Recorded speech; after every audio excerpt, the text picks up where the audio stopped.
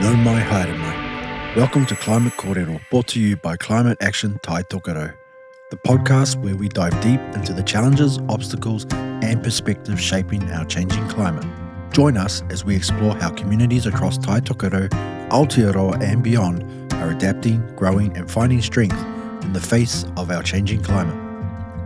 From local heroes to global movements, we kōrero with those on the front lines of sustainability, innovation and resilience. Whether you're a climate advocate or just curious about the world around you, there's a place for you in our conversation. So grab a cuppa, settle in, let's talk climate. Oh, kia ora whānau. Welcome to another episode for our podcast. And today we have, no bias, but a whanaunga, te raroa hard from up home. Pukepoto, eh? Yeah. Haylee Koroi, and she's in the kaiora space. So that's a big topic. We're going to squeeze in as much as we can. So I'm going to kick into it by saying kia ora, Haylee. Tēnā koe. And I'll let you share a little bit about yourself, no hea koe, introduce, your universe of gosh. you. And Okay, I'll try to keep it brief now. Haylee Koroi tōku ingoa. Ko whakarongorea te maunga, ko awa nui te awa, ko ngā tuki mata whaurua te waka, ko mokono i arangi te marae, ko te ngahi te hapu.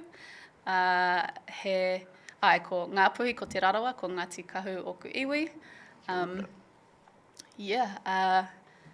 Haylee Koroi have connections to Pukepoto and Utakura and also to Parapara, which is a side that I don't know too much about, but we're just learning.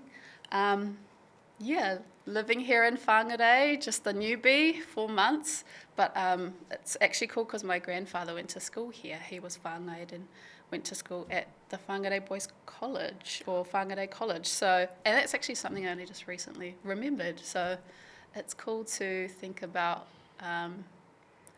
ngā tapuai mua I ahau, so the footsteps that have come here before me.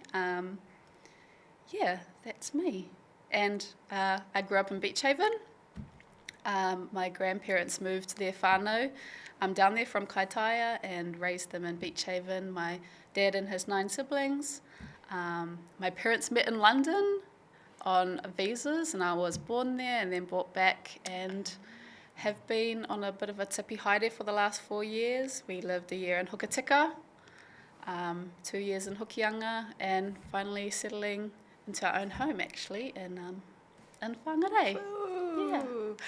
Wow, awesome timing. It's exciting times, so there's a lot going on. And speaking of exciting, so you do work in the kaiora space. Can you tell us a bit about that and what got you into that important mahi and food? So I work in public health. I'm not trained in public health actually. It was kind of through relationships, friends, little bit of nepotism that I came into public health as I was finishing my time at uni. And so I kind of just continued with public health, and after working at Hāpai Te Hauora for a few years, wanted to move to kind of a context where it was like the kaupapa were a little bit more defined by what our aspirations as Māori, and so Toi Tangata was one of those places. And so Toi Tangata, our key kaupapa, kai, korikori, tākaro and rangahau. So those are kind of our 4 realms of kaupapa. And traditionally, the kai spaces within Toi has been very dominated by Western nutrition. So we kind of use terms like Māori nutrition, the kind of bringing karakia and atua Māori into a framework that's fundamentally Western or informed by Western science. And because I don't have a nutrition background, I often talk about this as a negative, but I actually think it's a positive.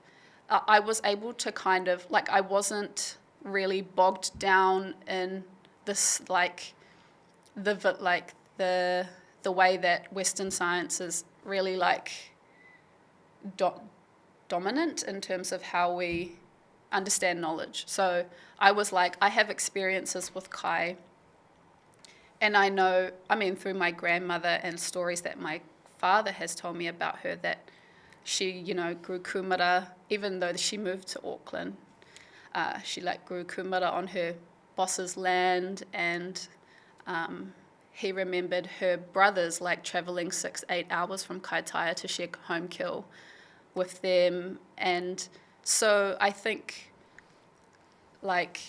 and remembering also my nan's garden, so she had mandarin trees and guavas and grapefruits and a scarecrow, and so I think when I think of my nan and the fact that this was so normal for her, I think I saw in that I had a right to say something about this this space, the kai space, that she that not just a right, I suppose, but a responsibility to uplift and to give mana to the stories that I had been told about my nan and that I saw firsthand.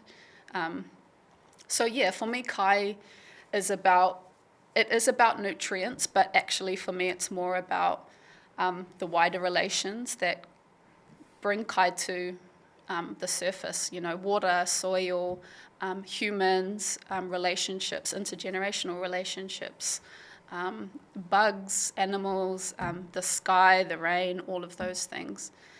And so I suppose within the kai Māori space, it's less a question of what are you individually eating and more so a question of how do we nurture our wider relations so that the kai that ends up on our plate is full of mana, It's a reflection of the mana of all of these whanaunga working together. And I think it's just so much more joyful for me to approach the conversation of kai with whānau in a way that makes them an expert. They, hearing of whānau picking pipi and knowing exactly where to go and where they've moved, and that there were certain times of the year when you would do certain activities, and I think they're so normal for us, those things, that they seem really unimportant, and I just want to bring us back to actually how important those things are, especially in the face of a knowledge system that's been imposed upon us and that tells us that we actually don't know how to look after ourselves. And I really refute that. And I just want whānau to just be affirmed in the knowing that he mātauranga kei a rātou and kei o rātou whakapapa hoki. And so it's opened up cool space, really beautiful discussions with our kaumātua, just to talk about what they used to eat and how, and to remember the people they were with and that fed them. It's nothing defined, It's just, and I'm not saying that I know anything. I'm just saying that this is a place for us to explore our relationships with kai. Yeah. Kia ora. Yeah, having a curious mind, I reckon, is a superpower.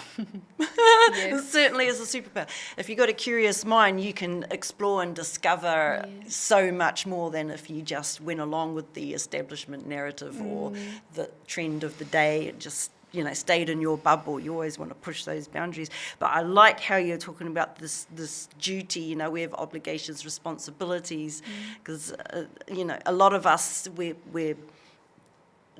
feeling we have rights, that's a lot how, anyway, in the mahi I do, there's rights-based frameworks, you've got te treaty rights, for example, and you also have human rights. There's another area I work in is human rights, but when you think about it, that's not really focusing on the relationships at all. That's atomizing it to me. It's starting with me as an individual. I have rights, and then I work out from there, but we flip it on its head.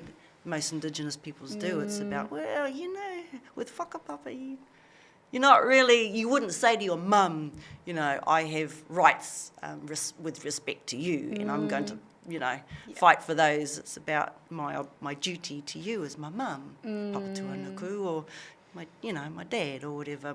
All my relations, as they say. So that's a paradigm shift right there. But I actually pulled up a quote that one of your quotes. She's got a lot of quotes out there. You go and look at her stuff, man. We'll drop some of the links in the YouTube recording later. But I came across a quote of yours, and I'd love to read some of it. I'll read it. The pathway we are on with Kai Māori Kai Ora is not a linear one. It is a building, a deconstructing, an unlearning, a practicing, a feeling of joy and fear and sadness. It is dreaming through generations. It is a gathering up of courage. It is relational, with our worlds, atua, te taio at the centre. There's a lot in there. And for people to think, I thought this was a podcast just about food. Well, this is the thing. We're expanding our ideas. Like you say, a lot of the mātauranga we have, we kind of take it for granted because it just is for Māori people, or for our people who are getting back in touch, reconnecting with their identity as Māori, you know. They're starting to realise the depth and the breadth of mātauranga. But did you want to just talk about some of those concepts? I mean, you talk about joy and fear and sadness in relation to Kai. Yeah. What's that about, for example? Well, I think, like, okay, I'll say two things. Is like, one thing, well, we've been doing some research with some Southern kaipara marae, and what they wanted to do is they wanted to interview their kaumātua. And like what came out of those stories was like both the joy that they felt, I think, at even just being asked to like speak on their own experience as if it mattered, and also getting to think about their loved ones, so like their parents and like things that they used to go eeling with their father, just like a lot of beautiful joy, but also like I suppose the devastation of like seeing the commercialization or the privatization of like lands, estuaries, waters, like the privatization of even just access ways to the moana. And so I think, and so the second thing I wanted to say, and this has been asked to me before around climate change, because like hope is like it's a very trendy thing right now. And I think like it's too simple for me. Like on a daily basis, I'm like moving through hope and like despair at having to pay the food bill, and like joy at like getting to spend time in the garden, you know. So I think like we can hold the complexity of all of these emotions, and that's what it is to be human. And I think as Māori in particular, we're very good at holding multiple truths at once, even if they may seem conflicting. Yes. Yeah. That's fractal universe theory for you, whānau. We have a glass of water. It is both half empty and half full at the same time. Same time space. Yeah, folks who are maybe been educated in Western world thinking, they find it hard to break free of a linear kind of, reductionist view of the world and see everything in its holistic beauty. Everything is, everything all at the same time. And I really do love, this.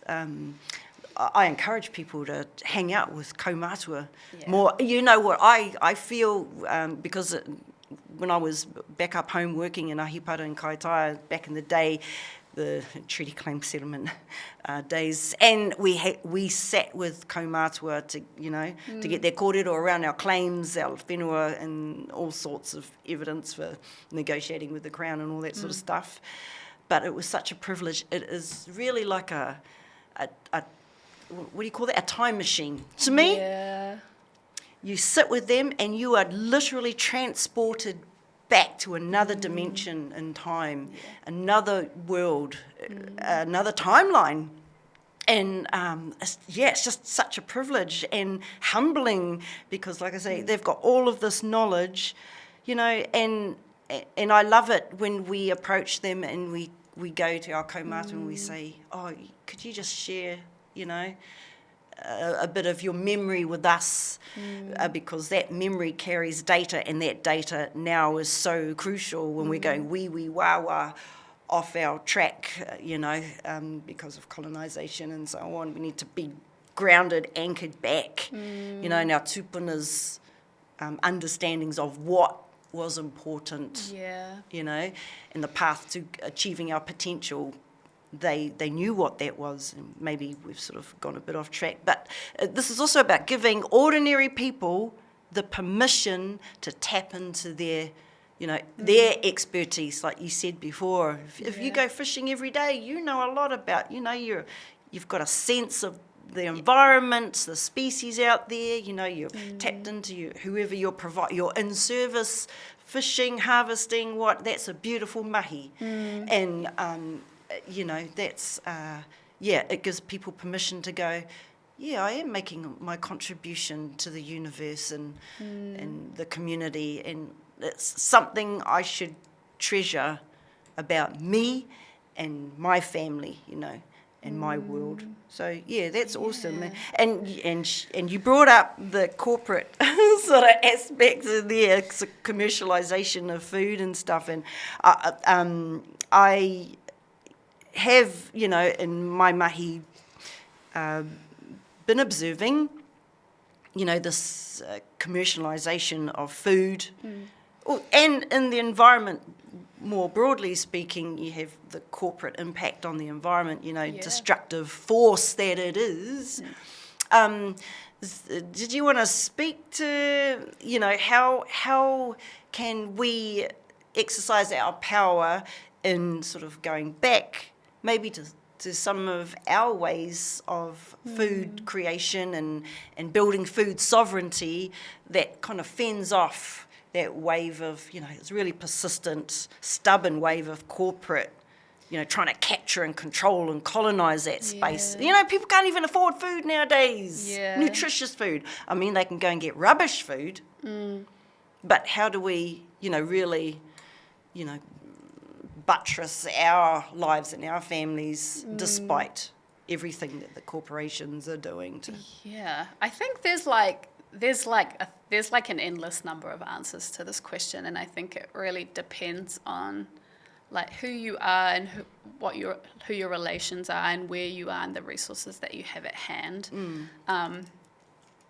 I think in terms of commercialization and privatization, I think like for me the overarching theme is that firstly, kai, like in the paper that we wrote, Intergenerational Intimacies, we talk about kai as te taiao.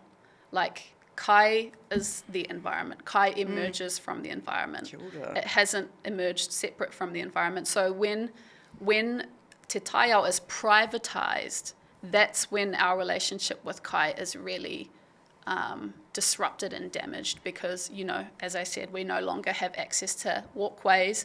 We no longer can kind of uphold our responsibilities of knowing how many mullet there are coming in the awa, you know, like what the state of the awa is. So like even just in terms of like no longer having proximity to a certain local area, like we cannot actually like, we're not in relationship with those places anymore in some instances. The separation causes a lot of grief in people.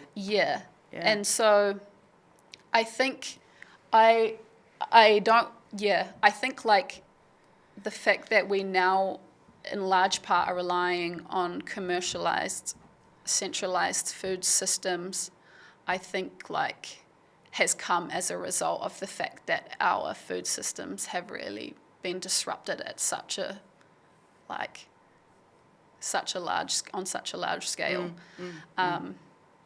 I think we need to be really imaginative about what alternatives look like. I love the idea of like renormalizing things and calling the colonisers' systems the alternative, and our ways are normal. Yes. You know? And I think growing food, like, that's often talked about the solution. I think that's like a solution for the right people.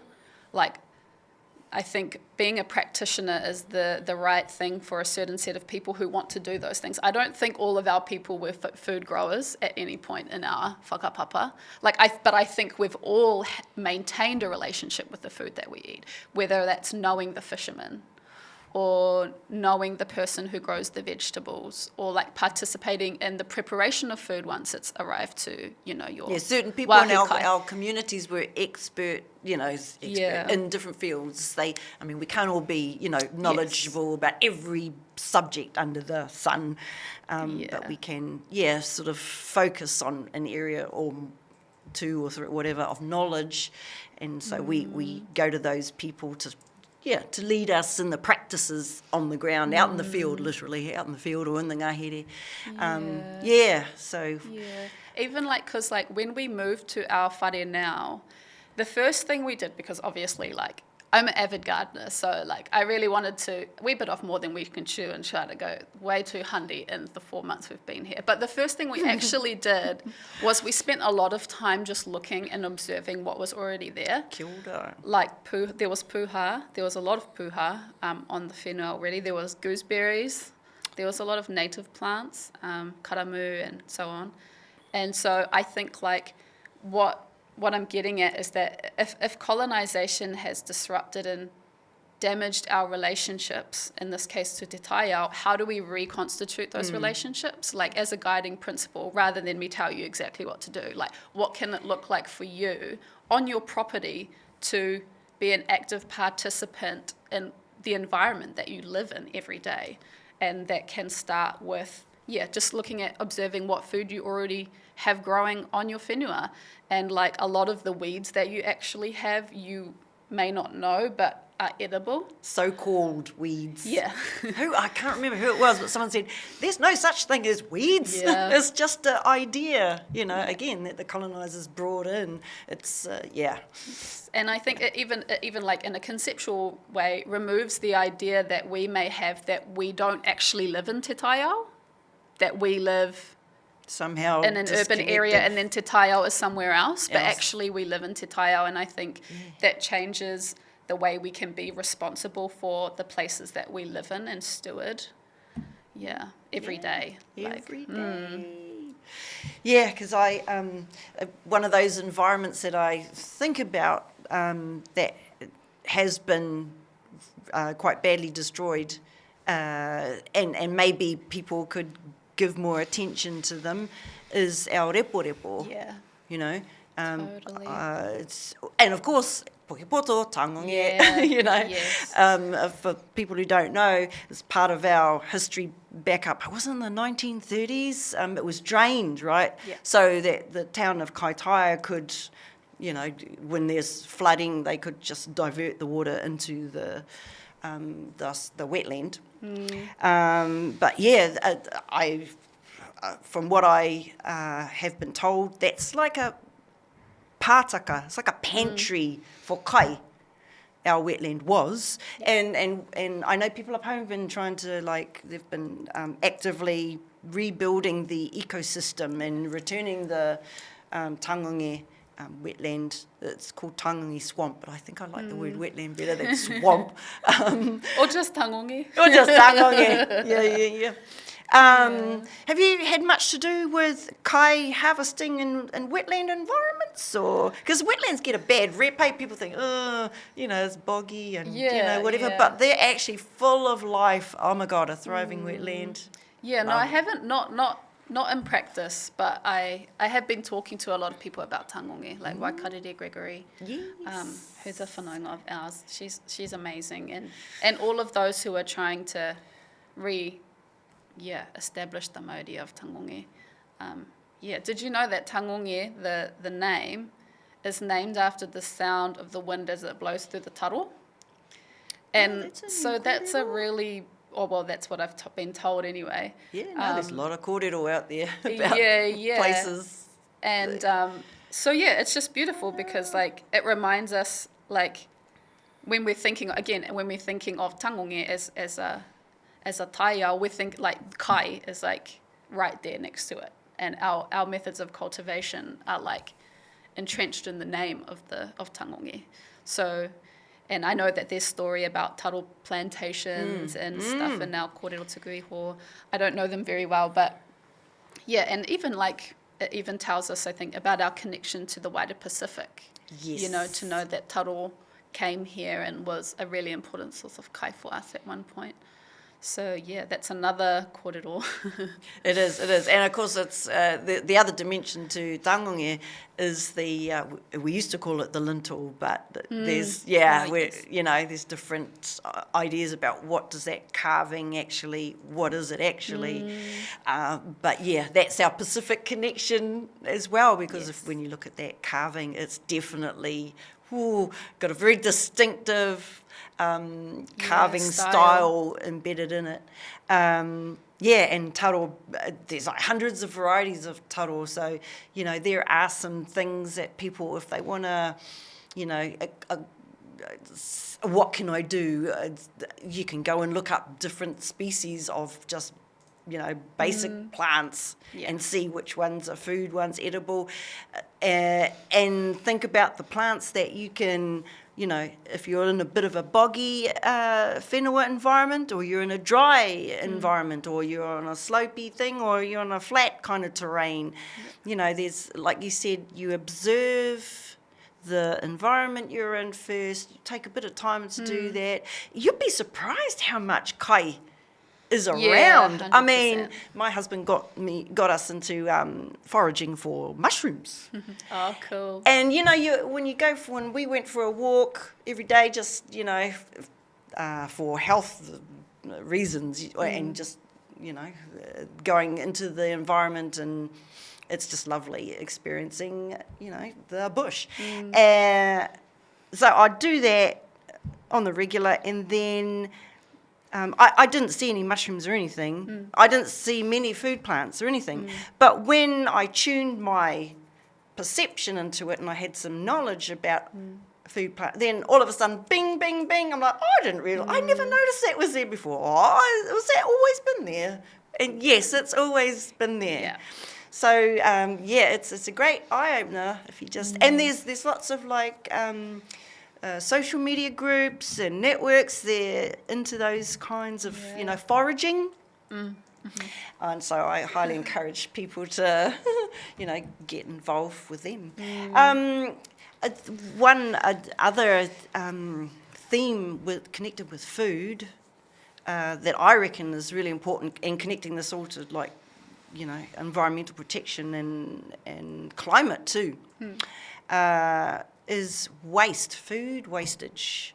So we know, I don't know if everyone knows, but food waste around the world, not just in Aotearoa, but globally, is a major problem.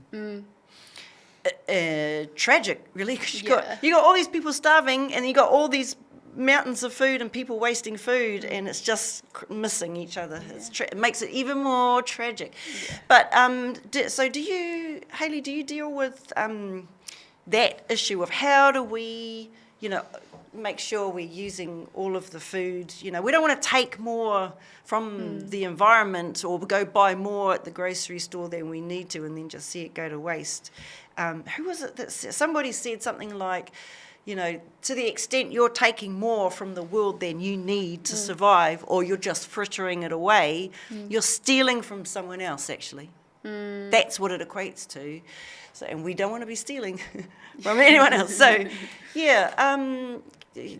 have much to do with campaigns or projects that look at minimising food wastage. I think we're kind of like trying to be less focused on behaviours, because I actually think food waste is a symptom rather than the problem itself. Like there's this person who wrote a book, Max Liberon, and they are from, I believe, so-called Canada, and they just think so deeply about plastic, and like. They asked this question: under what conditions does it make sense for us for like single-use plastic to be used on such a large scale?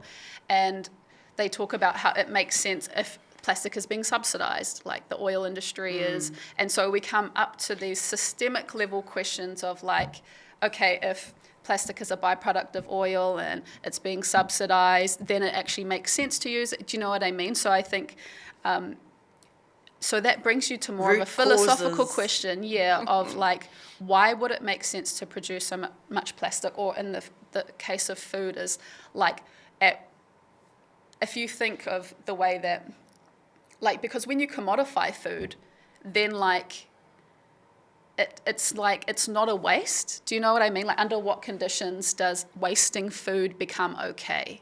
And I think that's when you don't see the value of the grower, you don't see the value of the whenua, you don't, when it becomes commodified and it becomes an object, that's when I think that it makes sense. An object to easily discard, throw away, be mindless about how we, the words consume, how we purchase things. So how do we change the conditions? Like, how do we change the conditions that reduces food down to something that's so invaluable? Yeah. That has such little value that we can just kind of like waste it.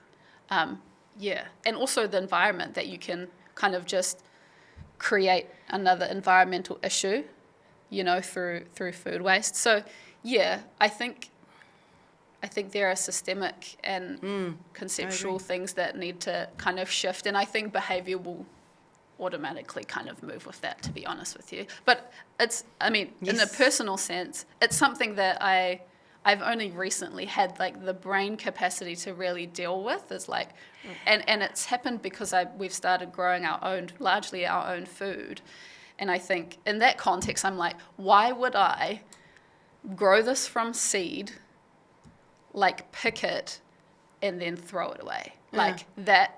Those are the conditions that made me really value the food that I eat and that I grow. And then it also made me realize that whether I grow it or not, someone's grown it. Kia ora. And like, some taiao has given its mana to whakaora I tēnei kai. So as much as possible, if there's too much, I pass it on, I freeze it, I can it, and if I can't do any of that, I'll compost it always at the end of the day. And Yep. If you got pātaka in your community, if you don't, maybe think of setting one up. Because there's so many people have stuff in their pantries like, this is going to go off in a bit and I can't really fit it into I can't eat it, so I'll just give it to a pātaka and let somebody else have it. The universe will, the universe, I believe, it's not one-to-one transactional. No. It's not like you do a good deed over there and instantly the universe goes like that. Nah, time's an illusion. Maybe tomorrow the universe will give you something good because of what you did yesterday. That's thinking about it holistically. But, it reminds me, you're right. There was a time when being a farmer or a food producer, it was like high work, like valued work, like really honoured, really honoured if you're a farmer. Because why wouldn't it be? Because you're feeding people. Interestingly now, though, I don't know what you think about it, there's been a lot of, it's quite tough being a food producer now. I'm talking in the industrialised food production space, but in any, food growing space, it's like they're not respected anymore. And I want to kind of leave the whole argument about whether we should reduce cow numbers and all that and the farts and all that kind of thing, which is really causing division. I actually think there must be a way, like you say, to more honour the farmers, and because in a lot of ways farmers have been duped to start investing all these like nutrients, chemical inputs into their farms and stuff. That's a way that they've been like subsidised into and stuff. So to a degree, they've kind of just been, lulled into that. And now they're all being told, oh, no, that wasn't the way. You need to change like this. And it's like, Yeah, it's very hard to make that shift after generations of working the same way, and you were told it was the right way to farm. So we've got to have a bit of aroha for those people.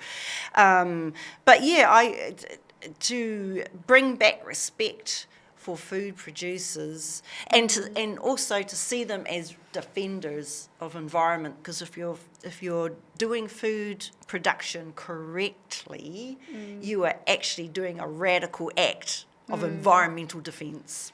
You know, it's all in the way that we frame things, I reckon. What do you think about this thing that's going on with farmers right now, and can we just leave all that kind of conflict at the door? Can we change the culture? Can we? I don't know. I don't really have an answer to that per se, but I think like what I do know is that like in the context of tangonge, for example, and like a lot of the land was lost, and actually the other reason that the land was drained was to create land for farmers, and that's the case across New Zealand, like lakes. Swamps, they were drained like across the whole of New Zealand to make way for returning soldiers and for farmers. So I think for me it's less about like putting everyone under kind of like one thing of food producer, and more about like actually like what are these injustices that have taken place, who wants to be a food producer that can't be a food producer, and why. And I think our whānau are one of those, are a set of people that fall under that, because I know that like if tangonge was able to be restored, and there are efforts to do that, it would be a lot easier if, you know, we had some shared access to those lands where tangonge exists. And a lot of privatisation, as far as I know, is why it's so hard, because it borders so many different private properties.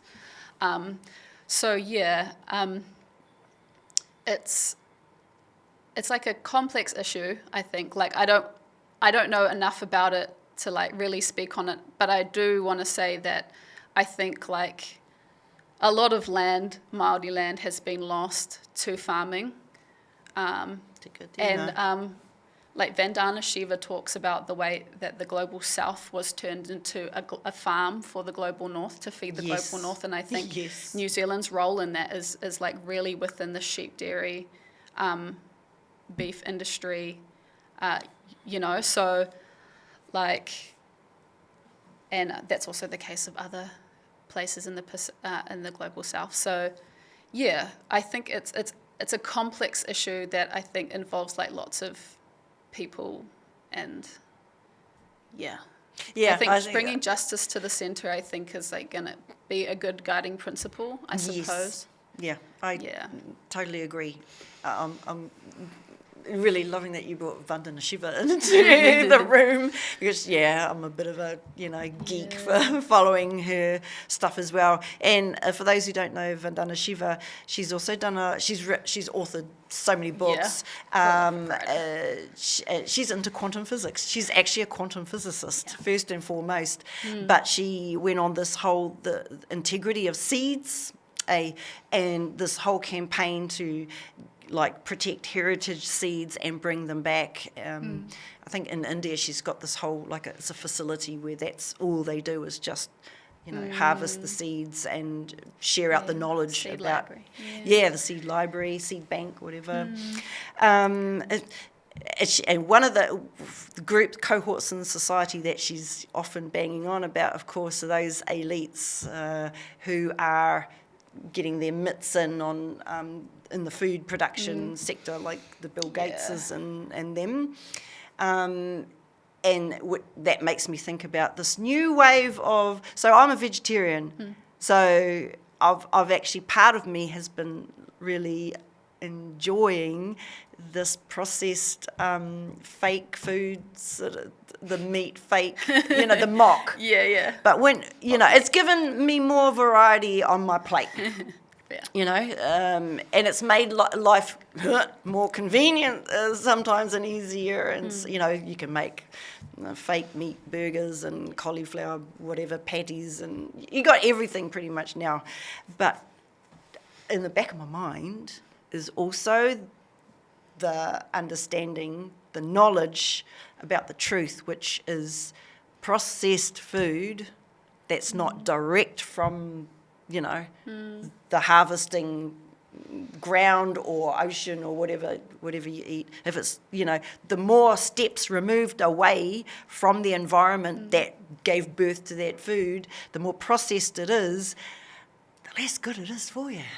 Or at least I think like the less clear we are about how good it It's can be more for murky. you. Like You just don't really know. Yeah. Because, you know, like Vandana says, a lot of the stuff is literally produced in a lab. And they're starting to come up with these terms like food adjacent, because it's not actually really Wow. good nutrition. Yeah. Wow, It I've never really heard makes that. you think.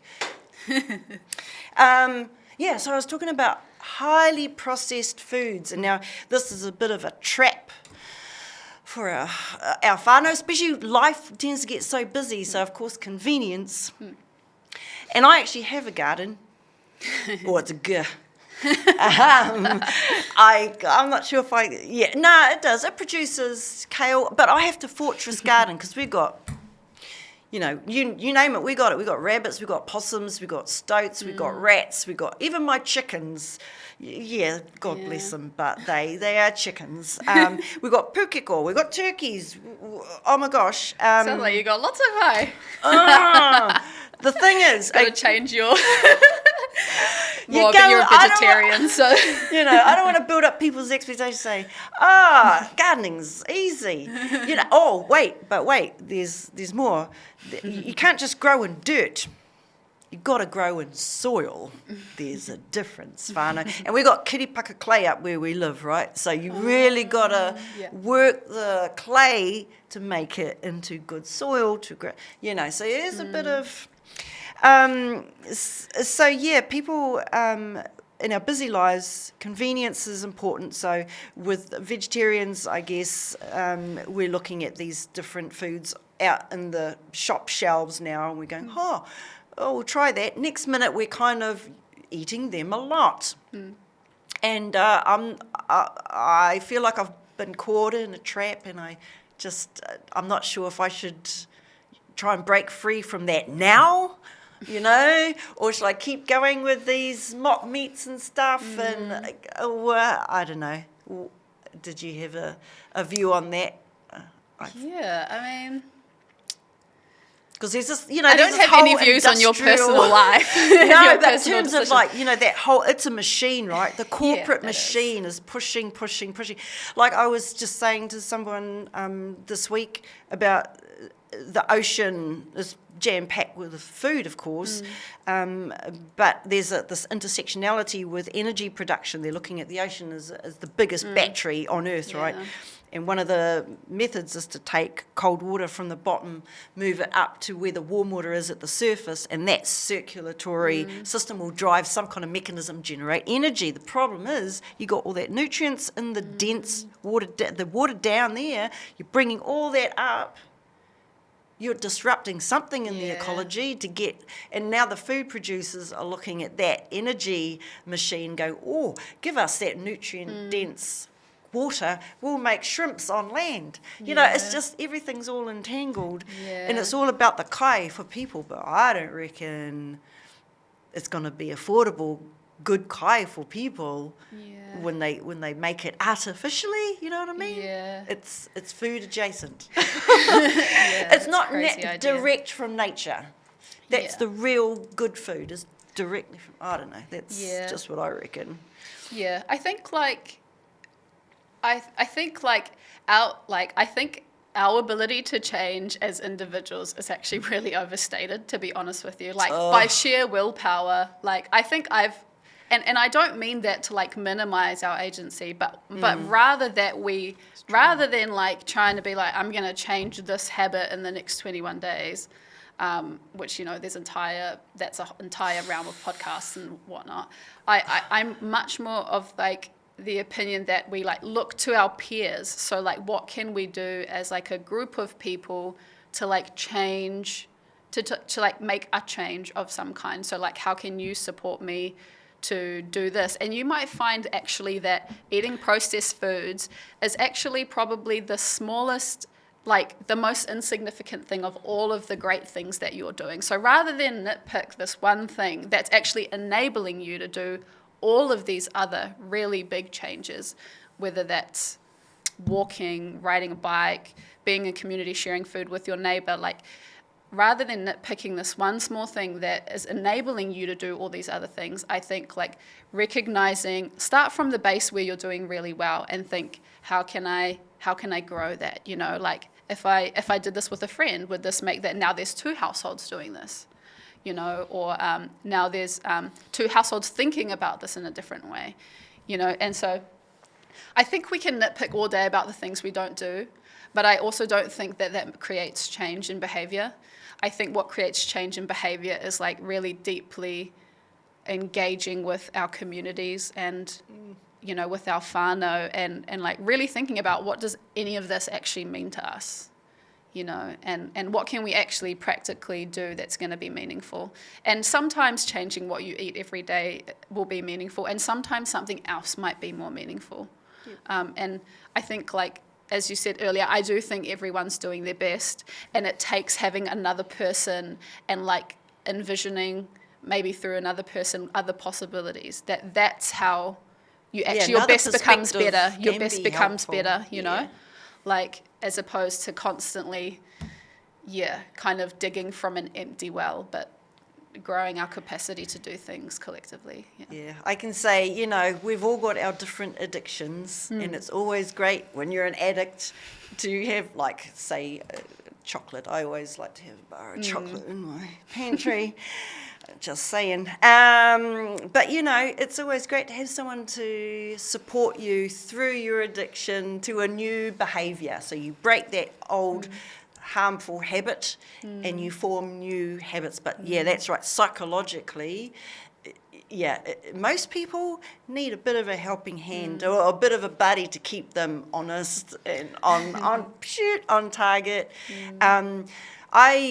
So in my garden, I've experimented. I've done all sorts of scientific experiments, and it's taken me ages just to get where I am.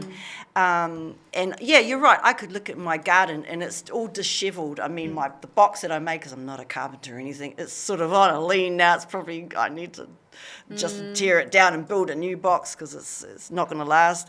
I've got all this netting and wiring over stuff, and it's just so messy, but it is producing food.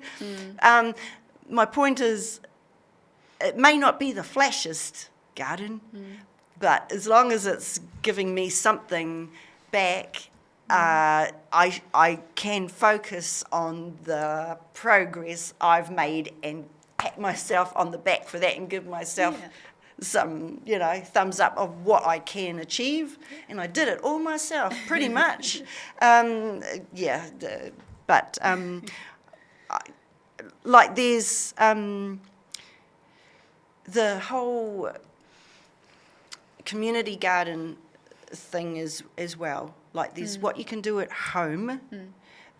But what I also like is getting out with communities, and there are several dotted around now. I think they're growing as a movement. I'd like to think they are. So my husband and I have had a hand in a couple of our community gardens, seen them up. Pehiawiri Marai's garden is awesome too. Oh, nice. We haven't been there for a while. We should get back to there. But yeah, so for people who maybe can't do as much as they'd like around kai sovereignty. Another thing I would encourage us to do is just go on the hunt for a community garden and just rock up and, do some weeding or do some planting or just have, conversations with people who are there working the garden, and you can learn a lot about what you can do at home. That's something I would encourage people to do as well. What other areas of kai sovereignty, food production? I'd like to, speaking of sovereignty, can we connect kai sovereignty to the movement around Māori, reconstructing our sovereignty? That's happening right now. We've got people on the hikoi right now going to Parliament. That is big. The energy of that is... I think the timing of it is very important because you've got all these crises happening around the world, climate, ecological and stuff. and you've also got, our government and their policies aren't great. There's a connection with kai sovereignty. I mean, if we could say something to our leaders who are reconstructing Māori sovereignty now, remember the space around kai. Please remember, what can we say to them when they're reconstructing all of this movement going forward? It's not just about economics, it's not just about the politics, it's about fundamental stuff too. I know they know this, but if we could have a wish list around kai policy that they're about to put out something. I think if we look at Te Tiriti and those that signed it, and who they were representing, I think the first thing for me is to go back to whānau hapu marae and ask them what they want. Like, what are their aspirations to do with te taiao, the environments that they're in, and the kai that they might grow there or that already exists there. I think, marae are chronically underfunded, and that creates a lot of tension because you're just, trying to keep the lights on. Yeah. And I think that's just hoha to me. And they're also, I think they're, marae need to exist in their own framework because they're being kind of put under a framework alongside businesses. So they're being charged insurance, which is really crazy, having to meet building codes that are just horrendous. And they're being treated like corporate venues. Yes. And all of the costs that come with that. And so I'm speaking only on behalf of what I've heard from Marae directly. So I know that there's 1,000 other things that they would like very basic help with. I mean, civil emergency, a lot of Marae civil emergency centres, they're only funded when there's an actual emergency. It's ridiculous to me that there's not continuous funding for Marae to be upkept. At least those that want maintenance costs covered. So there are lots of just logistical things that I think would make running a functioning marae so much easier. I think marae represent something within a community that no other establishment can represent, and that's that they represent, a whānau and a whakapapa, and they have been there for generations and will continue to be there for generations, unlike residents that come and go. So I think marae and the role that they play is really understated, and I understand why, and it's because they're just dealing with so many layers, I think, of trauma, of a lot of other, having to deal with a lot of other council regulations. We're talking about, politics and the New Zealand government are very much at the forefront right now, but what about voting rights onto our marae committees? I think if we're talking about tino rangatiratanga, it's what are we growing? Are we growing our ability as whānau, hapu and marae to actually organise ourselves? And I don't think we are doing that as much as we could be. I think it's very much the last thing on the list, if I can make it, if I can zoom into the hui, and this is no shade on everyone, because as I said, I know everyone's doing their best, but I think there's something to be said about what we prioritise and where we exert our energy. And I think marae, I think they, our presence is really felt when we're not there, and there's very few people on the ground kind of doing the same 10 different jobs. Yep. So and obviously there's systemic issues that I just talked about as well. But I think I really want to see the place of marae in the food repatriation really grow. I don't know what it looks like. I think it doesn't look like one thing. I think it looks like something different wherever you are, and based on the aspirations of those that are there. But I'm really interested in that space particularly. Yeah, you raise a good point, because I agree. Untapped potential with our marae. I'm also thinking about our diets and our menus at marae have been changing over time. I remember when we had our we got married, and at Roma Marae, you know, the hākari, it was all like a vegetarian, vegan menu. And they'd never had that before. And so the you know, the aunties who normally took care of the catering, they're like, I'm not sure if you're going to have no pork, you're going to have no paua, you're going to have none of that. And we're like, no, none of that. And so we had to get in another crew of people who had to learn, they had to learn on the fly how to do a whole total like hākari of just vegetarian and vegan meals, and it was the bomb. Some of the kai, you thought it was meat because they made it, you know, so it was like biscotti bolognese, but it wasn't actually mince. It was or lasagna or whatever it was. It's so awesome. But that was a voluntary move to a dietary change on the marae. What I'm also talking about is we're going to be forced, with climate change, chaos and stuff. Which is also having an impact on our oceans, on our moana. The sea level rise too is changing coastlines. I mean, stuff is changing. So have you come across, you know, conversations about that, and how are we going to handle it? And more than just handle it, we have the opportunity, like you say, to be like a leading edge, to shift culture in one way or another. Any thoughts around that? We feel our marae up for it, because, you know, having the power and the blinking kin and all that is staples on your, you know, on the table.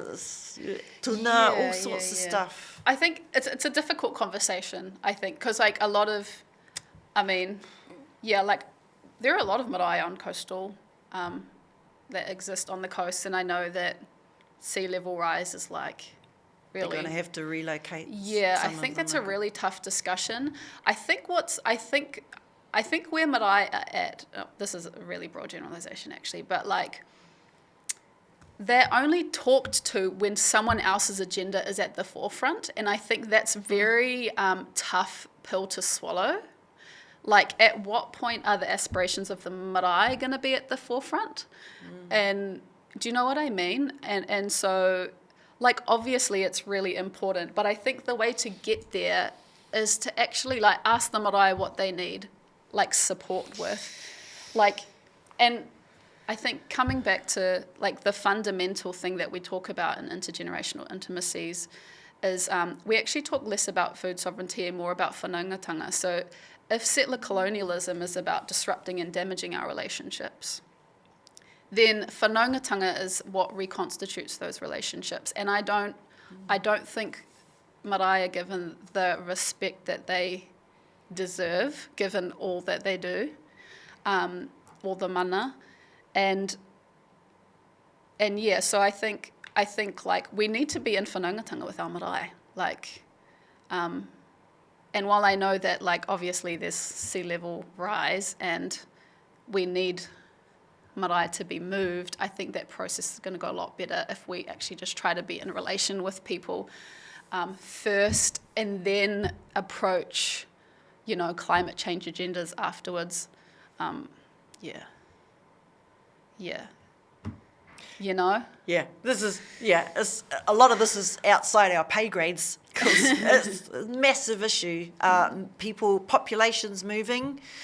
I mean, we got people from the Pacific who are literally becoming climate refugees, and we need to play our part in Aotearoa. Speaking of relationships, they're our whanaunga, they're our brothers and sisters in the Te Moana Nui Akua. And if we're imagining we're going to have to deal with this movement of people from outside Aotearoa in, we also got to deal with our own movement of people in Aotearoa domestically, and I'm not sure we've even got a proper handle on that. If you're talking about, we're talking to the communities and asking them what do they need. And this is a big problem, I think, in these days where people are so overwhelmed with so much going on. When do we have time to just sit, be still, and reflect on what is it, where am I, what do I need, where do I need to be, tomorrow, a month, 5 years, 10 years from now? People don't have the reflection time to even plan anymore. We're reacting a lot. So, yeah, I think there's a lot more conversations to happen around that. And another institution in our communities is schools too. And we always say, our young people, our tamariki mokopuna are the biggest, most important thing. So Haylee, do you have any participation or involvement in programs going through our schools or dealing with young people, shaping curriculums? Because like we were talking about, it's about changing culture, it's a paradigm shift, our relationship with food. Just the food that they have in schools. Well, I don't know, that could do with a bit of a look-see, what kids are bringing in their lunch boxes and stuff, or whatever. But do you see any issues around kai ora and the education system, either the kids who are there or the curriculum, how it could be strengthened, made better, or... Yeah, I don't... That's like a little bit out of the scope on what I'm doing at the moment. A large part of what we do is more around kind of education in the workforce context, workforce development, but also just like supporting community facilitators and advisors who work in the kai space. So we're not working directly with, in many instances, or in some instances, we're not working directly with schools. It must come up in the conversation, though, because everything's connected. Yeah, so we just, mostly we're just working with those who are working with whānau, if you know what I mean. And that's a big job because there's a lot of, we've all been like raised in a particular way, of relating to food. It's very like shame-based, it's very calorie-based, it's very all that kind of stuff, which is not about building relationships, it's about disconnect, Yeah. So I think if there was anything to happen in schools, I think it's like you mentioned earlier, is to take more of a curiosity approach to kai and to bring te taiao to the centre of our discussions around food. I think that would be really beautiful. Also, obviously, discussions about and alongside mana whenua and the work that they're doing in environmental restoration. I know there's a lot of that going on at the moment. I think just like for kids to know, like where are they? Where are they in the world? Like these places have names, these harbours have names, they have histories.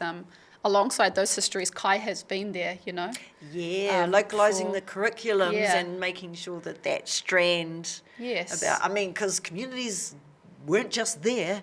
Yeah. They had to construct whole, systems to keep that community well. Like the water security is another one. You can't have food security without water security. I'm sure if we change the curriculum so it had more local histories and valued mātauranga, food would definitely be in there as a theme, and then we could sort of triangulate that with other kinds of themes, which is about your health and well-being here now in the modern day, not just thinking historically where we come from, but moving forward. And maybe that would encourage kids to get into some kind of a career track that has to do with, kai production or something, health and nutrition or something. So that might open a few more doors if we got curious about that, I think. Yeah, I think even thinking of health as even itself as an exploratory process. And I think we can, food tells us stuff about our bodies. Do you know what I mean? And I think nutrition is so prescriptive, and I think that is actually not helpful. Well, I think people are looking for prescriptive instructions because that means they don't have to think. I know what you mean. But I don't think they work.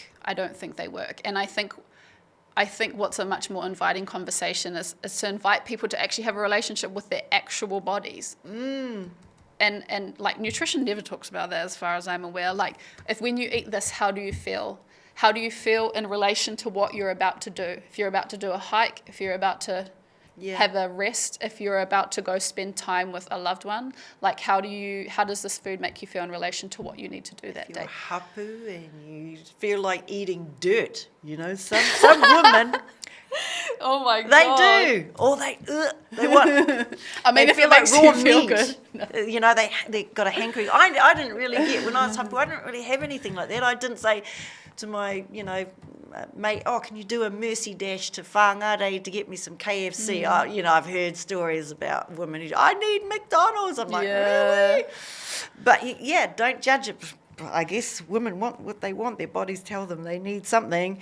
So I agree. I mean, for example, I'm vegetarian, but I know Indigenous peoples around the world, they are meat-based. You can't grow a lot of food in the Arctic Circle. For example, some Indigenous peoples, the tohora, their kinds of whales, they've got their food relationship with the whales, and I know there are NGOs who are going, save the whales, but you got to calibrate that for local situations and not be too judgy. I would encourage people to, if they've got a high meat diet, maybe consider putting more plants into their diet just to mix it up a little, but it's hard. You don't really want to go telling people and being preachy about it, like say prescriptive either, because everyone's just so different. I've also noticed, like, as I get older, my tastes have changed. As a kid, I used to hate mushrooms. I used to hate pumpkin. Let's face it, I used to hate veggies flat out. You've done a 180. I've done a total flip, and I do think, wow, is that because my body is changing and it's telling me I need different things now, and my taste buds are like just going for different things, and I think it's really, I'm curious about that. I find that very interesting. So I think we chronically are disconnected from our bodies, to be honest.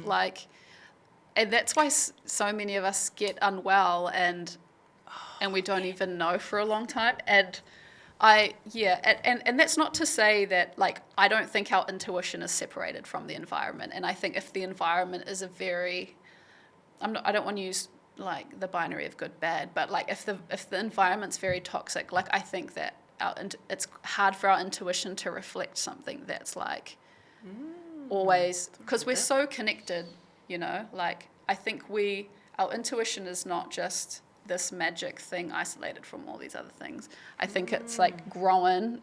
I think it reflects like the people who have raised us and the communities we're a part of and the environments we're in and like the things that we're told about ourselves. And so I think intuition is also something that I think needs to be developed, but I think we can, and that's another way to connect with our kai is to like actually be present when you're eating. To like, oh, this feels really good in my body, or this doesn't feel good in my body, and just being present and there, I suppose, not dissociating from the food that you're eating, which I think we do a lot. And if you don't grow your food, that's the least you can do, I think, to really like deepen your relationship with food, even if it is processed. Because that might lead you to something else. That might lead you to a different answer, you know what I mean? If you're eating this thing and you're like, oh, actually, that actually doesn't feel great. That might be the thing that actually moves you to do something different. Yeah.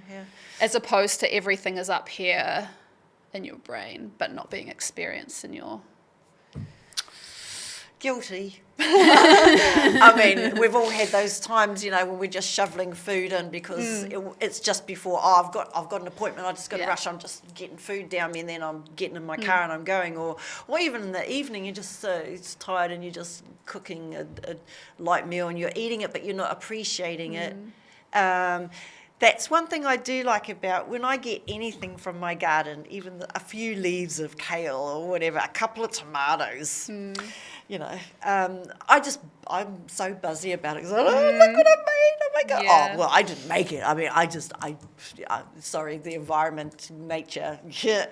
But I had a hand in it, and that makes me feel real good, you know. I probably go over the top with my, you know, happiness about it, but it's just being in something too about being in the dirt, getting your hands in there. There's something, I just find that really therapeutic. And interestingly, when you're sort of talking about, you know, being really in tune with your intuition and that sort of thing, I find it quite meditative actually, being in the if I'm pulling out, you know, plants that I don't want, I did that thing. I was about to call them weeds, but I stopped myself. It actually is it's a bit of a game I play, a challenge with myself. That's not an empowering word. Pause. When there's plants in there that I want out, and I'm doing that mahi in my garden, it feels like something fractal, like I'm also doing that in my heart and mind, if that makes sense. I'm going through like a process in myself. I'm doing it in the garden, but I'm actually doing it in my own self. And I think that has a therapeutic, I'm sorry, I can't scientifically prove it one way or another. I believe but, you. Yeah, but and we don't need people to believe it.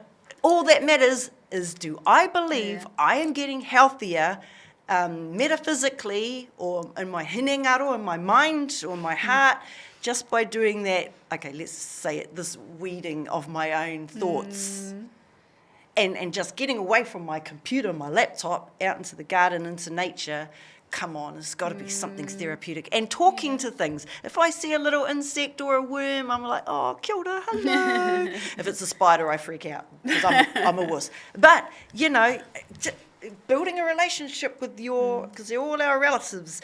And then thinking sometimes, man, I do some deep thinking in the garden. You look at the soil and you think, that is like, this is a universe. Yeah, totally. Oh my gosh. So I have my moments where I'm really connected with my environment, and then I just have moments where I'm mindless like a zombie. I'm like the rest of the zombies, you know, in humanity actually. If I had a wand, I would magic away all those zombie movies and TV series, because I think, you know, it's what you're observing is what you're also helping to bring more of that about. It's not the zombie literally, it's the mindlessness and the heartlessness. Totally. And the zombiness of the heart and mind. I think that's a metaphor for, which makes me nervous when we see more zombie movies, because I think it's a reflection, you know, art reflects life, reflects art, reflects life. So, man, get out more into the garden, get your hands in the dirt. It's great. Yes. And grounding, of course. Yeah. That's science. Yeah. I think that's proven science, grounding. 100%. Yeah. Haylee, was there? Man, that's awesome. I'm really. I wanted to ask you about your overseas experience. I know you've had it, but before I do, was there anything else that you wanted to sort of drop in and promote, advocate, or a call to action out there to the audience? I think like one thing that I think's like been really at the forefront of a lot of the climate stuff that we've been doing is like the idea of like reconceptualizing what climate change actually is, and that it's not just this, it's not just like the science of carbon. Kia ora. And so in the work that we've been doing, we talk about that climate change is actually just settler colonialism. And so any kind of like any form of resistance to colonialism is climate action. And when we reframe it in that way, what we know is that Māori are leading climate action in Aotearoa, because they've been the most consistent in resisting the Crown privatisation of our lands and our moana. Yes. And so I think when we reframe it in that way, not only like now, but like for the last 180 years. And so I think that's a really important part of this discussion is like, what is climate change? And because how we define climate change really, I suppose, creates or like informs who we view as the expert and who we view as the person engaging in action. So yeah, I think, so with that being said, I think any attempt to reclaim what it is to be Māori or to resist settler colonialism is climate action as far as I'm concerned. Yes, tautoko, I agree with that. Yeah. So that's all I would say, all I would add.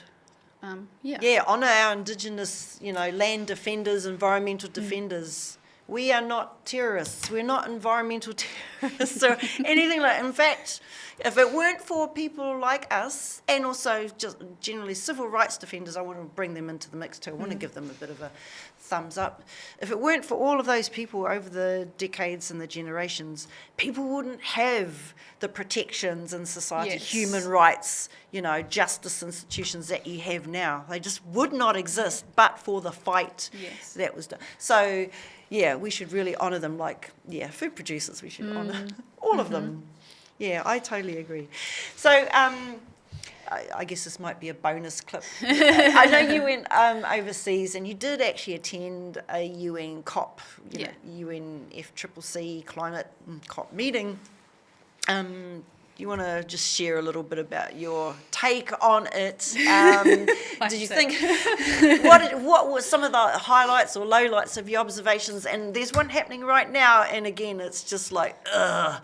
Yeah. Me personally, I've got really cynical about them. Yeah. There's a lot of talking and not a lot of doing that matters in any time frame that matters for that matter. And the Indigenous voices are always, banging to try and get in there and have an influence. What was your experience of it? It's kind of like colonialism in like a very intensive microcosm. Like there's like no natural light. Like people sleep in the building. It's like it goes for multiple days. Like it's quite it's a pretty out there context. I definitely think obviously, as with all things Indigenous, like a good reason to go is to connect with other Indigenous people. Yeah, that's the best reason I find. I think the other reason is if you have a very specific take to speak to that comes from a community, then that's the other reason. That would be the other reason to go, is just to like a platform for storytelling. Other than that, though, I personally don't. I wouldn't understand like what my reason for going again would be. Okay. It's complex to a degree that I don't think is helpful, and I don't think it imagines beyond settler colonialism. So we're just kind of going in circles Spinning over and our over wheels, again, yeah. like doing like different versions of the same solutions, and that's why I don't see that space as particularly productive. I think what happens like between like Indigenous relations and like what might spin off of that can be really awesome and like beautiful, and I think we can gain a lot more like momentum through just being aware globally of what's happening and supporting other Indigenous peoples like in Palestine and so on and so forth. Because like they talk about imperialism as a global struggle, and so if you kind of resist at any point, it weakens, the whole structure. And so, I think Vandana Shiva says act local but think global. And I think that's like a really good guiding principle. But yeah, who are you thinking globally alongside is the question, I guess. And there are some very cool thinkers globally thinking about climate change. So yeah. Yeah. Oh, thank you for those thoughts. I encourage people to check, if you have the opportunity to check out the international UN scene. It is intense and it is an eye-opener. And for me personally, it just really grounded me in the value of what we are doing at home as Māori peoples, you know. But yeah, be curious, go out there, and then you have a benchmark, you know, you can measure things against, okay, that's what they're doing there, and you kind of see it for what it is, you know. It's quite mysterious being outside of it and looking at it, but once you're in there, you see it for what it is, and then you've got to ask a question, all right, if this isn't really helpful because it's just embedding the colonial institutions but on an international scale, what is it that I can do, you know? And we can't answer that here right now, but it's your own journey to sort of test that idea and see what pings back from the universe. Totally. You'll get some clarity. You will get some idea. Yeah. I got a lot of clarity. And, you know, like, I got a lot of clarity in terms of, like, what I realized was that I was very unprepared because, I mean, what does it mean to be Indigenous, you know? And I don't think that I was really informed at that time by a community, by, like, an Indigenous community. And so, like, I didn't have, like, an Indigenous story to tell necessarily, like a community story to tell. And so that's where, and that's really, like, propelled a lot of my work since then, is to be like, okay, that's what was missing at that time. Like, it was a really cool opportunity. Like, it was very eye-opening. And in the wake of that, what I've learned and what I'm doing now is to, like, center community storytelling and voices, the voices of our marae. So that if I ever end up in that space again, which I probably won't, like, you know, like, I can say with confidence that I'm actually, in terms of what it is to be Indigenous, I'm connected to a community that's connected to Te Taiao, that's, like, defending the land. Like, I just think it's something just about being tika to the kaupapa of what it means to be Māori. Yeah. And another thing that going right out there to international did for me, and observing all of that, the corruption in terms of, you know, it's not actually getting us to a good space with the Sustainable Development Goals, the SDGs, and all of that. It's all failing. It's spectacularly failing. For if it wasn't, we'd be in a good place climate-wise. We'd be in a good place, you know, environmentally wise, social justice, but we're not. So when I looked at that and I was like, so what am I meant to be doing? It actually made me think, all that physical world activism, I've done decades of that, that's all good. Now I'm maturing, and this is Fractal Universe again, I'm maturing as a human being, my kaupapa is maturing, and now I'm looking to more of metaphysical activism, and I'm getting curious about that, and it was interesting because when I did my fellowship in 2005 with the UN Office of the High Commissioner for Human Rights, Indigenous Fellowship, we went to the CERN facility, it's the nuclear energy place in Switzerland, France, big Hadron Collider. And still to this day, I don't even know why we went there. It was just on our to-do list as Indigenous fellows to meet up with these quantum physicists, science people, and all these geeky people. But decades later, I look back at that and go, that was my first introduction to metaphysics as opposed to physics. A bit like Vandana, you know, she's a physicist. And now I can see this convergence of, like, Indigenous wisdom, spirituality wisdom, and the physics, quantum physics, and even the faith-based teachings about what is the nature of reality and our place as human beings in it, and our epic mission, our kaupapa now is to transform the world and bring new earth into being. So, yeah, that was a big idea to leave at the end of it. Thanks, UN. Thank you. But ending with an open. That's all to say that just you got to find your own journey. And things change. You know, I started out being all rah-rah for the UN and I end up being a cynic. But everything happens for a reason. Things change. There's one thing about life we do know for sure. So thank you so much, Haylee, for coming and taking your time. And I hope our whānau out there watching this will be thinking differently about kai and our relationship to it, and harness that, you know, and think, where can I take this new sort of, you know, feeling about my relationship with kai to where, to what can I do about that? Yeah.